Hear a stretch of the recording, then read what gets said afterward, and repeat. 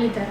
ગુજરાતના મુખ્યમંત્રી ભૂપેન્દ્ર પટેલે આજે ભરૂચ જિલ્લાની મુલાકાત દરમિયાન નર્મદા કિનારે સ્થિત સુપ્રસિદ્ધ જાડેશ્વર સ્વામિનારાયણ મંદિરની ભક્તિભાવપૂર્વક મુલાકાત લીધી હતી।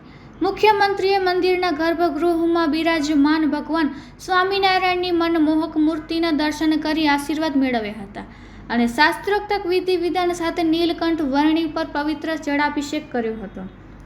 રાજ્યની સમૃદ્ધિ માટે મંગલ કામના પવિત્ર મંત્રોચ્ચાર અને ભક્તિમય માહોલમાં મુખ્યમંત્રીએ ભગવાનને જળાભિષેક અર્પણ કરી ગુજરાત રાજ્યની અવિરત વિકાસ યાત્રા, જનકલ્યાણ, સુખ, શાંતિ અને સમૃદ્ધિ માટે મંગલ પ્રાર્થના કરી હતી। આ પ્રસંગે તેમણે મંદિરના આધ્યાત્મિક મહિમાની પ્રશંસા કરતા જણાવ્યું હતું કે જાડેશ્વર સ્વામિનારાયણ મંદિર હજારો ભક્તોની આસ્થા કેન્દ્ર છે અને અહીંથી મળતી દિવ્ય ઉર્જા લોકસેવાના કાર્યોમાં નવી પ્રેરણા પૂરી પાડી છે।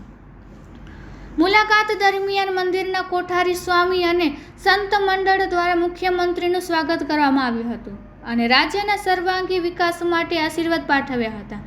આ પ્રસંગે મુખ્યમંત્રીની સાથે જ રાજ્ય મંત્રી પ્રફુલ્લ પાનસેરિયા, મંત્રી ઈશ્વરસિંહ પટેલ, સ્થાનિક ધારાસભ્યો, જિલ્લા ભાજપ પ્રમુખ પ્રકાશ મોદી સહિત જિલ્લાના પદાધિકારીઓ અને વહીવટી તંત્રના અધિકારીઓ ઉપસ્થિત રહ્યા હતા।